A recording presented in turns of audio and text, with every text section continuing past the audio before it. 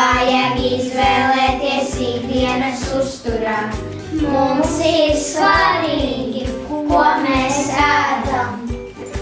Ja arī tev rūp tavs uzturs un atbalsti kvalitatīvus produktus bez garšas un krāsas uzlabotājiem, pievienojies projektam. Lasi pirms ēd. Nāc ciemos 6. jūnijā 12:30. Un palīdzi mums uzzināt atbildes uz svarīgiem jautājumiem par uzturu. Kopā pagatavosim garšīgas pusdienas. Pievienojies kustībai Lasi pirms ēd un pavadi dienu ar produktiem bez uzlabotājiem.